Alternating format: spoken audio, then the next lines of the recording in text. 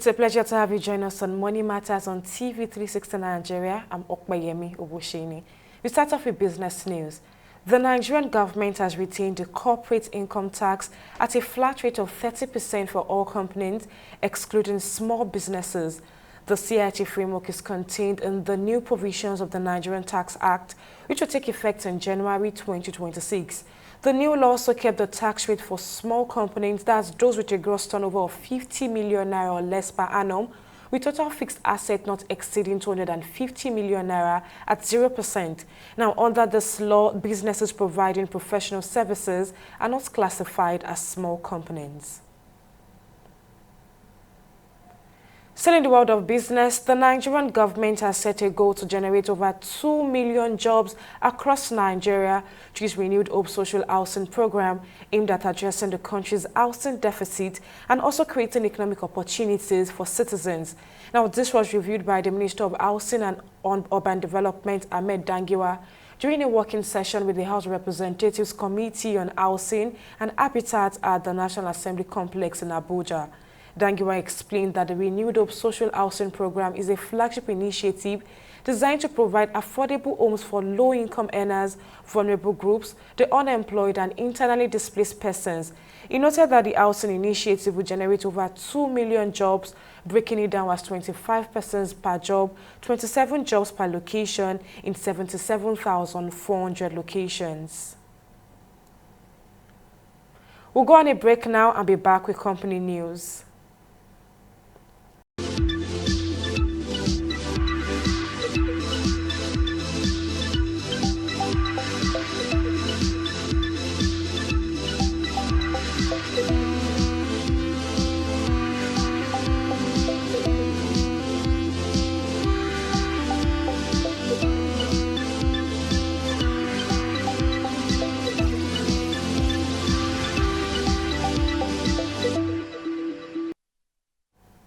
Welcome back.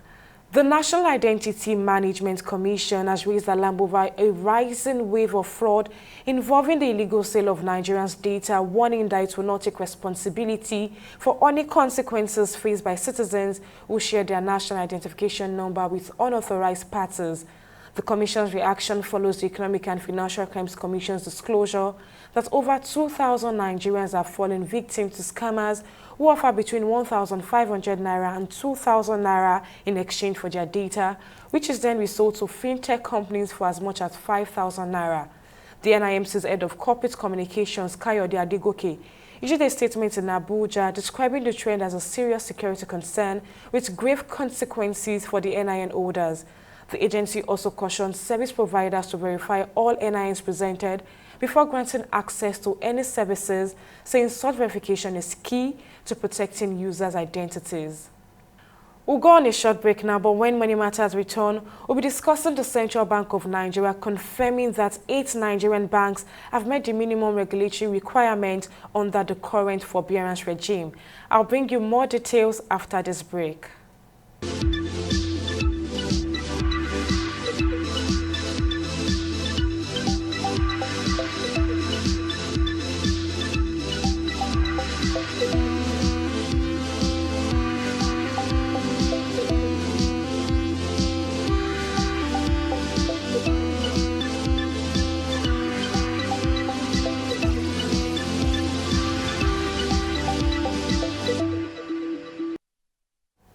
Welcome back.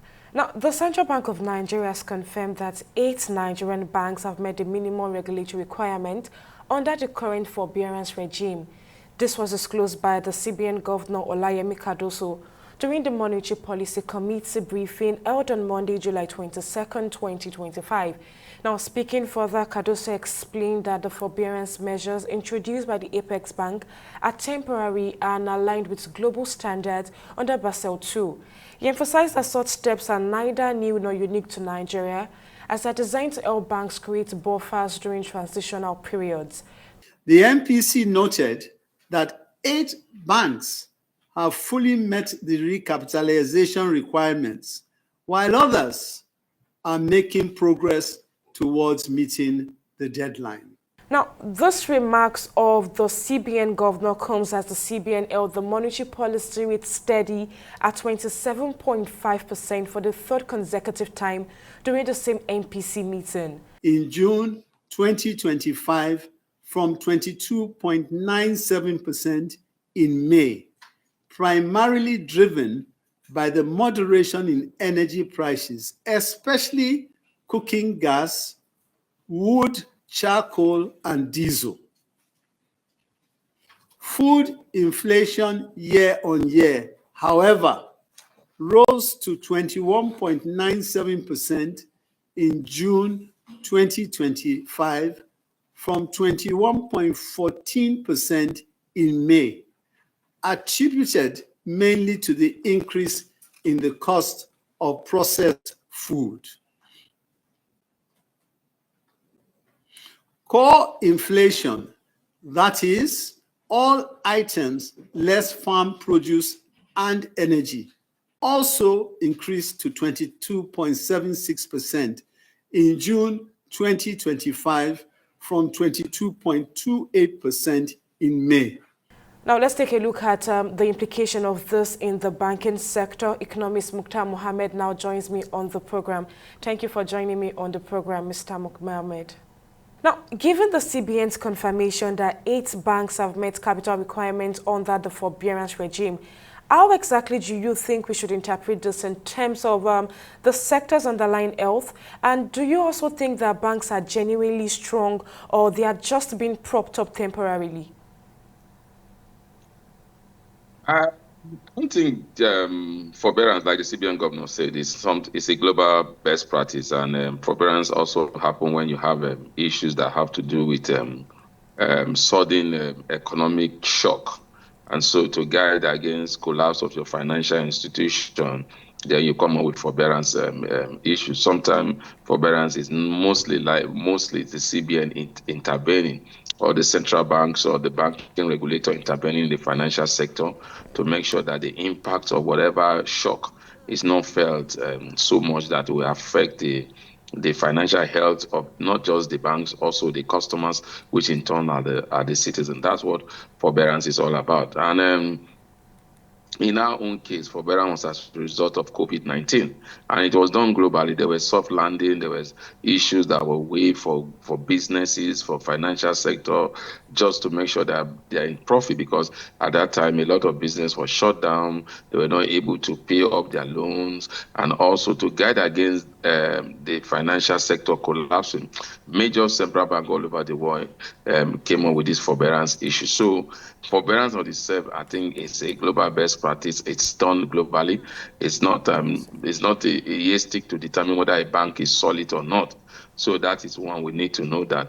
Secondly, is this current forbearance issue, is it a way of CBN to cover up from some banks and saying the banks are very healthy? I can tell you, if you look at the balance sheet of the bank and you look at the expansion nature of some of these banks, you look at where these banks are located globally, you're talking about some of these banks and one of the most strongest business or financial places in the world. Some of these banks are in Paris, some of them are in the United Kingdom, some of them are also in the United States. These are where banks are really regulated, and those banks are able to be in those places. That tells you that they are really healthy for them to even be able to have branches in these places. Like the United Kingdom is one of the most highly regulated, conservative financial hub center of the world, and you have one of the Nigerian bank just listed in the London Stock Exchange. That tells you how healthy the Nigerian banks are. And if you look at the Nigerian bank, how healthy they are, you need to look at their retained earnings. I keep saying it, the CBN just wanted a fresh injection of funds into the sector. That's why they said the bank should recapitalize. If you look at the bank's retained earnings, most of those bank retained earnings is enough for them to recapitalize and also not even come to the market. But the CBN wants a highly capitalized banking sector that is very liquid to grow the 1 trillion economy because of the high ticketing deal that they think will come up as a result of the expansion of the Nigerian economy to the 1 trillion economy. So for me, I think the banks are very healthy. There's no cause for alarm. All right, now, well, with the CBN now pushing for recapitalization and global standard like Basel II in focus, now, what pressure do you foresee on mid to lower tier banks? And do you also think that this could trigger a fresh wave of consolidation, similar to what we saw between 2005 and 2006 under Soludo? I totally agree with you. I think we might see that, especially like you said, the mid-tier banks. But what we have seen thus far, what we have observed thus far in the recapitalization drive, realize that the first tier bank, the tier one banks, the FUGA bank seems to be really already almost there in terms of recapitalization, at least officially, and two have fully recapitalized, and the other and three are the process of recapitalization. Now, if you look at the mid-term bank, you realize that most of these banks also will begin to look at their strategy, because if you look at what the CBN said, the international license bank has to be 500 million. If you local banks are about 100 million. So some of them, I mean, local, regional, they put it into different phases so that a lot of banks will look at where they will fit in. Some of the banks that we have, especially the tier two banks, are national banks. They are present and felt only within Nigeria, exceptions of some few like FCMB and Fidelity banks that are also banks that have branches outside the shore of Nigeria. The other one seems to be national bank. So what we might see in terms of consolidation that you talked about, we might see some of them coming together and to build an international presence in major cities of the world. That's why I would think there will be consolidation. But if they have no plan for that reconciliation, I think a lot of the banks will definitely skate to the recapitalization drive. Like I said, the success story of the Nigerian banks is one of the best stories that Nigerian economy can tell globally, because those banks have been able to push Nigerian economy to the front part of the world for people to see how valuable our economy is. So I don't think raising capitals from these banks is going to be a major issue. But again, like I said, it could be the strategy of some of these banks to expand into global player or national player. Now, speaking of success story, what role do you see private equity, institutional investors, or even foreign banks playing in possible acquisitions? Now, especially considering the successful capital raise by GTCO on the London Stock Exchange. Well, for foreign banks, I don't know how that will work, but I know that a lot of foreign banks will be eyeing the Nigerian market, especially in the second quarter of next year after the recapitalization. I can tell you, we could see that. I don't know how that will happen now. It could happen, in the financial world, you never can say never. So I don't see. For private equity, remember the CBN have also came out with another circular sometime 2 weeks ago to say that they can also have what they call private equity funds that could also be helped to increase their liquidity ratio. But that also should not be used as a means for recapitalization. But like you said, the CBN, the banks can also, the CBN, that circular also say banks can also convert those private funds into equity, which will help them in their recapitalization drive. I think the CBN have been very, very good in trying to make sure that no bank goes under. And so by coming up with this process whereby they can get funds and that will boost their liquidity ratio, and in turn those funds can be converted into private equity, which in turn can be used for their recapitalization drive. That tells you that the private equity also have a lot of role to play. And I believe strongly that a lot of them will be doing that, especially for banks that are still trying to get their recapitalization, especially the tier two banks. I think that's when you get these private equity players. Right now, beyond GTCO, because we have other banks, do you expect other tier one banks to explore international capital market to meet expected capital thresholds? And then also, what factors do you think would influence their success when it comes to credit ratings, FX risks, and even regulatory confidence? Let me start with regulatory confidence. I've said it before, it's what led to the fall of the former recapitalization. The previous recapitalization has a lot to do with regulatory not being enough to regulate those banks because they had a lot of liquidity. So I jokingly say if you have a 1 trillion bank, do you have a 1 trillion regulators? So that is one thing we need to be, the regulators needs to be up to their game. In terms of FX, I think that has been addressed now. Presently, Nigerian banks are now beginning to release their naira-dominated cards that can be used also to do business globally. So that tells you that we are getting out of the wood in terms of FX this FX shortage. But again, there's still a lot of work in that space, and that is why their expansion drive into some of this economy also is good for their bottom line in the near term and in the future, and also for FX availability to Nigerian businessmen. That is what I think about that also. Then again, you're talking about whether we could see more of the Nigerian bank being listed in some of these other global exchange. I can tell you, when one Nigerian bank does it, definitely it's just a matter of time you could see the other one doing it. So you won't be surprised tomorrow if you see Zenith Bank say, "Oh no, we are being listed in the New York Stock Exchange," and also other banks say we are listed in the Hong Kong Stock Exchange. Or so I'm expecting that to happen in the near future, especially when some of these companies, banks also have branches in some of these countries, like in the US, in the UK. So it will not be out of place for them to say they want to be listed in this estate. So I think that may happen.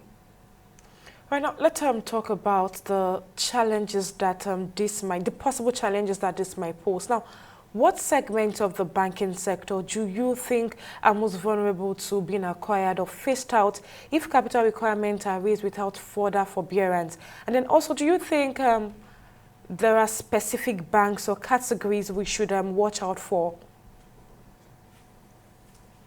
I can't name any specific bank because I'm not in any place to do that, and that could serve as a demarketing. So and I don't have some of the information to begin to say this specific bank will go through this issue, this specific bank will go through this issue.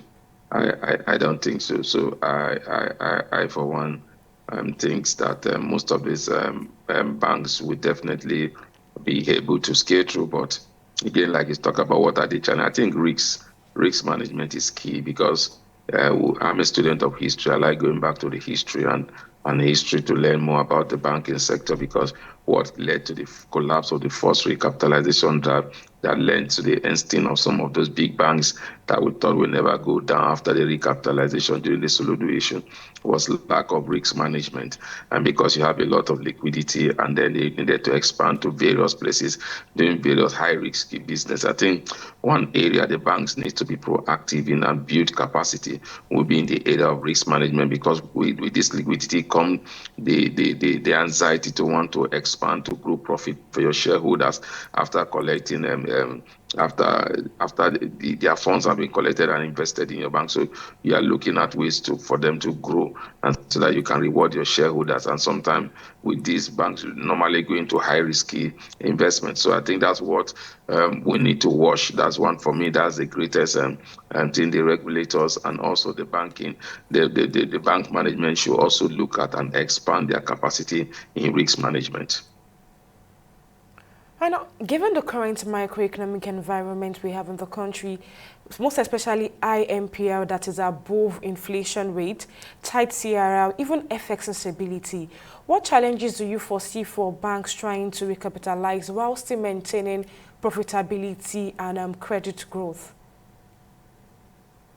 Like I said, the CBN has actually been able to come up to help them. Yeah, I talked about 2 weeks ago, they came out with a circular that allowed banks to boost their liquidity ratio by issuing it is tier 1A capital, which they used to boost their liquidity, which could come in terms of private equity investment, also should also come in terms of equity investment also. So definitely, I think that has helped them in terms of their capital equity ratio and what you just mentioned about. I think the CBN is looking at every process to make sure that every bank survives. So for me, I think they have handled those sides. In terms of those challenges, improving most international banks of doing business with them, I don't think so. Because again, in the midst of all the challenges, there are a lot of opportunities that some of these international banks see, especially when you look at the Nigerian economy, how resilient the Nigerian economy is, and also when you look at the people, the kind of profit that you can get in this economy, in spite, and also one of the largest economy in Africa, and one of going into becoming a global player. So a lot of these companies who always want to take advantage of it. So like I said, I don't see issue in them raising capital, because when you look at 500 million, if you look at our current exchange, what is 500 million to in dollar? And like you just said, GTCO have raised $100 million, and if you take that by and by, what we're talking about, that means they've raised about 150 billion. If you look at the exchange rate as it is today, so I don't think that would be a challenge. Or most of these issues that you have mentioned are things that the CBN has already looking for means to address it, and they're actually addressing those issues. All right, now, so I know you've mentioned that it would not be an issue from banks, but I want us to look at it from a risk management perspective now. Do you think regulators and rating agencies should be concerned about over-leveraging in the chase for capital adequacy? Yes, I think we should be concerned, very, very concerned. So that's why I felt that the CBN coming in with that circular was a soft landing for some other financial institution, because before now, remember, the forbearance was all about some banks using the forbearance fund to meet capital adequacy ratio. And after that, they came up with, okay, you can have a capital TI capital, A1 capital to boost your capital adequacy ratio. I think for me, it's a risk. But like I said, if you look at some of these banks, their retail earnings was enough to boost their capital adequacy ratio. But the CBN have said that we don't want to even talking about your retail earnings. We don't want you to use your retail earnings to do anything. We just want those fresh capital. And even this tier A1 capital that they're telling the banks to get, now they are not allowing them to use their capital adequacy ratio. They have to inject new funds and get private equity investors to invest in those sectors. So I think that's another way of guiding risks, because again, when you talk about this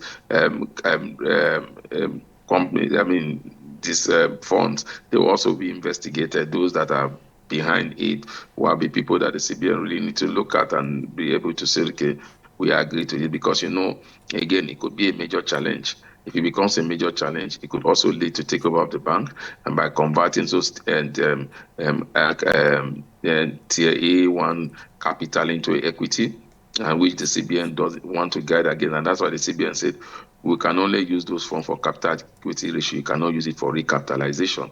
And so they gave it to the very last day, to March 30th, whereby they expect that every bank should have recapitalized depending on their own on which whether they want to be national, global, or regional players. So I think with that, the CBN has guided, is using that to guide against those issues. All right, now, one of the things the CBN governor also mentioned during the last MPC meeting was that Nigeria is becoming more attractive to foreign investors. Now, if indeed Nigeria is becoming attractive to foreign investors, as the CBN governor suggested, what reforms or structural signals do you think would solidify this confidence and also convert it into actual capital inflows into Nigeria's economy? Regulatory policy and regulation policy is one, and then two, physical policy also. We must not forget about the physical policy, because it's also key. A lot of Nigerians talks about regulator, physical policy, also monetary policy. We talk about the monetary policy, but we also need to look at the physical side. Also, they need to improve in terms of coming up with physical policies that also will help investors want to really come in and invest in this economy. Because one to get a physical policy. It's one to align with regulatory policies, which is normally, if you see it, is almost a global best practice. But physical policies is the key that attract foreign direct investors, especially, and monetary policy sometimes give room for portfolio investors in terms of creating a two-way exchange system. But for foreign direct investors, it's always largely driven by fiscal policies. So for me, I think the physical side should synergize with the monetary side so that we can see, we can begin to see that physical cash benefits of these foreign investors that want to come into our economy. Well, economist Mukhtar Mohammed, many thanks for lending your thoughts on the program. My pleasure. Thank you for having me. Thank you. And that's it on this episode of the program. Many thanks for joining us. I'm Okbayemi Owusheni. See you next time.